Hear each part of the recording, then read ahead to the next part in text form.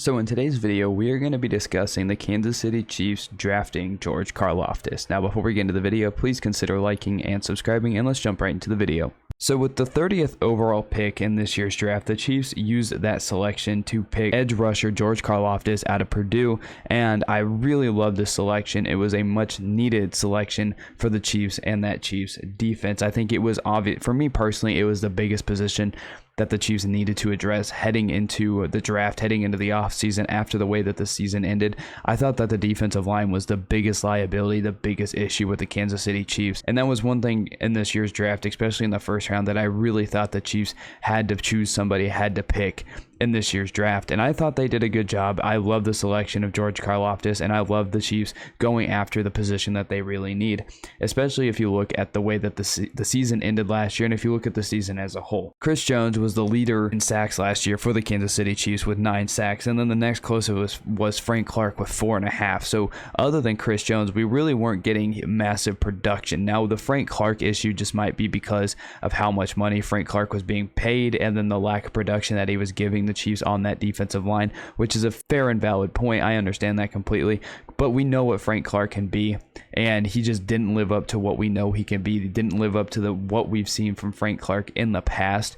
And so we saw that Chris Jones needed a lot of help and that Frank Clark really wasn't providing that. So that was a position that the Chiefs really needed to get, especially with as a team as a whole. The Chiefs were 29th in the NFL when it came to sacks. So Chiefs, I know that the Chiefs have stats out there where they had a really good pressure rate and they were really good at least getting to the quarterback, but they didn't really have the ability to finish plays.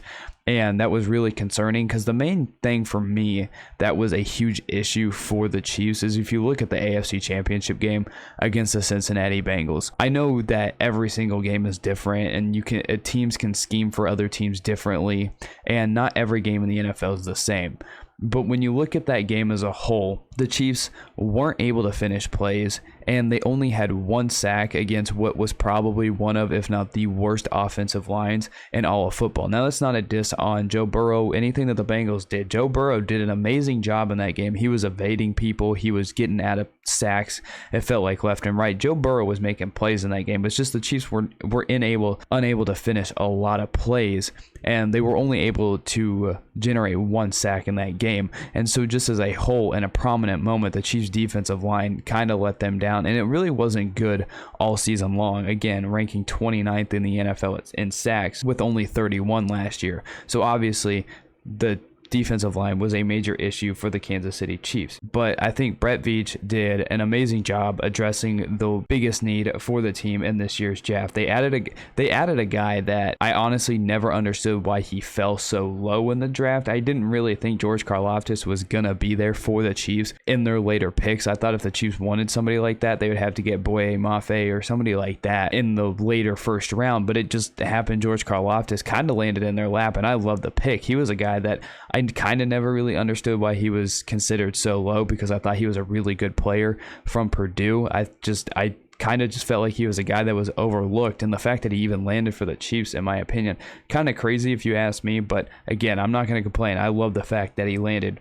with the Kansas City Chiefs. So if you look at George Karlaftis in his time in college, he's an edge rusher out of Purdue. He's 6'4", 266 pounds. And if we look at some stats from George Karlaftis, in 2021, he started 12 games, led Purdue in tackles for loss at 11.5, and he also had 5 sacks, and he also forced 3 fumbles in 2021. Now, if we're looking at his career stats, you kind of have to take into consideration the fact that he opted out of the 2020 season, so we don't have the full 2020 season of George Karlaftis to kind of judge him based off what he did in college. But in his career, he played 27 career games, had 99 tackles, 25.5 tackles for loss, 12.5 sacks, and 4 forced fumbles. So in 27 games in college, I would say pretty good sample size, a pretty good numbers that George Karlaftis put up for Purdue on that defense, playing in the Big Ten, kind of a tougher conference. I think it is in college football. I could be wrong there, but I think the Big Ten football